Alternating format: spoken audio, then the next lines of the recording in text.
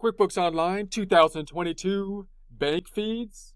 Get ready because it's go time with QuickBooks Online 2022. Here we are online in our browser. We're searching for QuickBooks Online Test Drive. Then we're going to be going into the QuickBooks Online Test Drive, which is going to be here.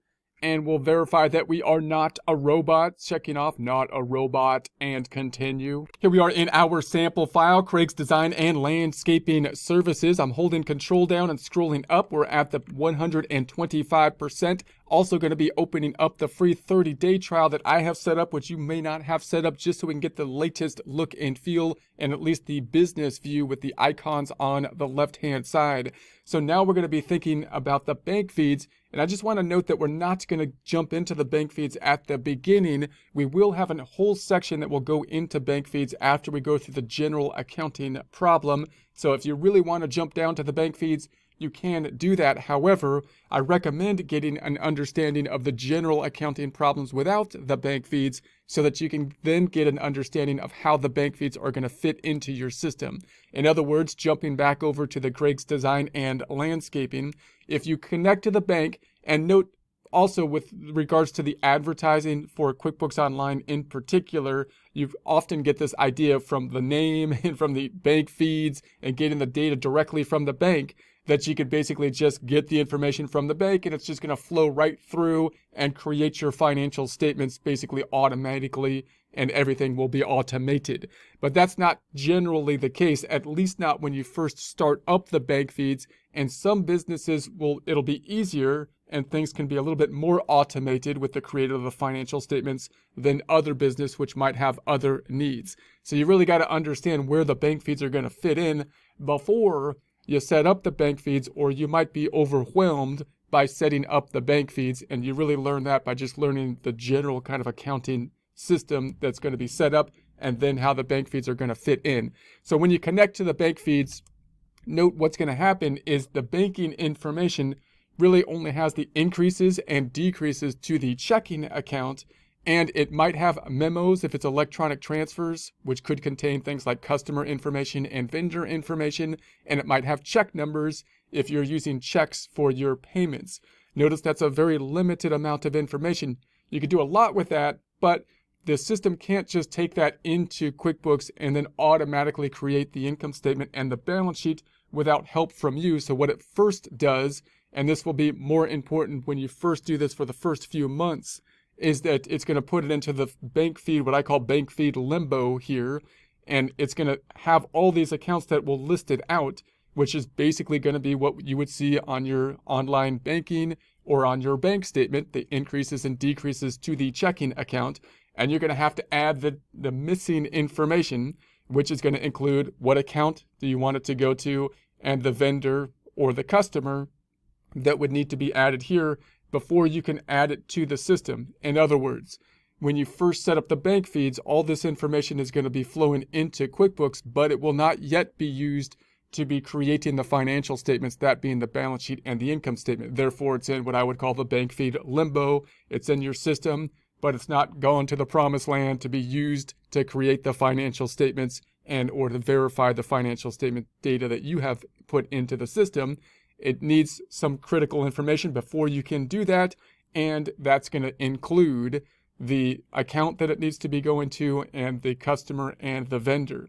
So if you just set up the bank feeds and you're not kind of aware of that, you're going to get basically overwhelmed with a bunch of transactions that you've added into the system, and you don't know exactly how to complete the transaction to enter it into the system. How do you learn how to enter it into the system? You got to learn some accounting kind of techniques for it, including basically what do these normal forms do for the customer cycle, the vendor cycle, and the employee cycle, and how are the transactions going to be recorded when you enter them into the system. And you need to know a bit about the chart of accounts that's going to be set up so you know which accounts should be hit when you have the increases and decreases to the account. Now, just to look at this in a little bit more detail, I'm going to go into a flowchart here. So I'm outside of the QuickBooks system. I'm just in a OneNote. This is a screenshot of the flowcharts. Notice that this one is a screenshot of the flowchart that is from the QuickBooks Online, and they're starting to include the flowchart which I think was a popular request from the desktop version users, people that liked the idea of the flowchart. But it's changing a lot, and they're calling it a little bit different: money in, money out. And they're not really adding some of the accrual components. They're trying to customize it. And so I'm expecting this flowchart will still go through some variations as they tinker around with the online version. So I'm going to go up to the old standard desktop version, which hasn't really changed at all forever. And the reason I want to use that is because it's more static. It's probably not going to change as much, and you get a clear example of basically, the general flow of the accounting by cycle: vendor cycle, customer cycle, and employee cycle. And we get an idea of where the accrual kind of components are going to be. Note, when you move into the online system, people get kind of upset. This is why I'm explaining this when I go into the desktop flowchart, when I'm explaining an online system. But notice, as they move the icons around and make the icons look different, they're still using the same accounting flow, because the accounting flow is the double entry accounting system, and they're going to be using, in essence, the same form types, because that's part of the double entry accounting system. It hasn't changed for a long period of time. They're just going to change kind of the look and feel of how you get to those forms, and possibly what those forms will look like with the data input. So that's why I want to basically go up here and take a look at the flows and just think about how the bank feeds will fit in. And note, again, we'll spend a lot more time on this when we get into the bank feeds after in its own section. So notice the easiest thing to add the bank feeds in would be a system where you're on a cash basis, not only on a cash basis, but also you're completely dependent on the bank to create your books. And that would be a system where you're not selling things typically, where possibly you're an online kind of system that you're getting paid from platforms online. For example, if you're getting paid from Amazon for royalties, or teaching platforms or something like that, or a YouTube revenue, AdSense revenue, and you're just saying, hey, when I get my money, I'm just going to take that money and I'm just going to record it as revenue. If that's the case, then you can wait for it to clear the bank, and you could do that with the bank feeds, which would basically be recording a deposit when the deposits hit your bank, and just record revenue at that point in time. And so that in that case, you can kind of be dependent on the bank. However, if you're in a cash flow type of system or a cash basis system where you make sales at the same point in time that you collect the cash, anything where you imagine a cash register is involved, then you're typically going to be recording the revenue at the point in time you make the sale with a sales receipt over here. So you're going to have to record the revenue there, and then you're going to make the deposit to the bank account. So in that case, it's going to be a little bit more difficult for you to just be reliant on the bank feeds. The bank feeds will more likely be a verification tool of what you've already entered into the system. And if you add an accrual component to your system, meaning you're in some kind of accounting system, such as any kind of a service system like a bookkeeper, a law firm, or something like that, typically in that case, you will do the work before you bill the client. You'll count your hours, and you'll determine what it is you did for the client and whatnot. And then you will invoice the client. And that means that no cash is taking place at the point of the invoice. You're increasing an accounts receivable. The other side's going to sales. This is an accrual component.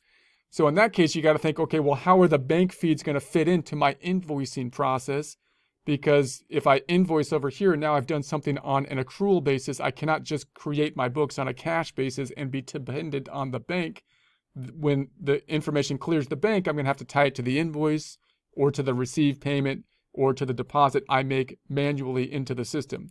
So in other words, the more accrual components that you have, the more difficult the bank feeds are, or in other words, the more you're going to have to think about how you're going to fit the bank feeds into the system. If you have, on the paying side of things, if you pay all your bills electronically with a bank transfer, and you don't have really outstanding bills that you're tracking, you just pay them as they come in, that would be the easiest thing to be reliant on the bank feeds again, because you could just wait till they clear the bank and then record the related expense as the bills clear the bank. However, if you enter bills into the system and you like to sort the bills as they're into the system, now you've added an accrual component, and that's going to make the bank feeds a little bit more difficult to tie into your system. Also, if you have inventory involved, inventory is typically an accrual component. So you're going to have to think about, how you're going to deal with the payments that are going to be related to inventory with regards to your bank feeds. So just note that what you want to do then is think about what your accounting system is, what's the flow of your accounting system, how much accrual processes do you have in it, which of these forms are you using in your accounting system, and then think about how the bank feeds will fit into it. The bank feeds can fit into any accounting system, meaning if you have an accrual accounting system, if you have inventory, you could still fit the bank feeds in. They're still a useful tool, but they're not doing the exact same thing as they would if you could just rely on the bank feeds themselves to basically create the whole financial statements. And the way to do that is to learn a little bit about the accounting system in terms of what these forms are doing, what's the transaction that's happening when I enter these forms, and then where does the deposit or the payment fit in, which are the transactions that are happening with the bank feeds, into my accounting system, and how can I set that up. So if I jump back on over here, notice that setting up the bank feeds isn't a difficult process. Just connecting to the bank, that's not the difficult part. You can do that in a fairly straightforward way, and we'll talk about that in the bank feeds section. The difficult part then is once you have the transactions in, how to add those to the system, how to add the rules so that as the time goes by, it does become more and more automated. So the bank feeds can make the system a lot more automated so you don't have to do as much work. But on the front end, when you first start entering the data, it's going to be a little bit more complex there. If we go to this system, notice they've got a little bit different of a layout. They've got the banking here, which you would think would be your bank feeds if you're looking at the business layout the way they currently have it. But this is the bank connection. They're kind of trying to sell you their own banking system, which we might look at in a future section a bit more. But it's under the bookkeeping items down here. And then you've got your transactions. So they're kind of playing with the terminology and whatnot. But like I say, it's the accounting system. The tools are all going to be the same. They might adjust the locations of them a bit as they're trying to find that best location and the best language that they think is the most marketable. Connecting to the bank, they've got that pretty down at this point in time. The connection isn't the problem, but there's still going to be an issue with you basically fitting the bank feeds into your accounting system, and you have to know a bit about your accounting system to do that properly.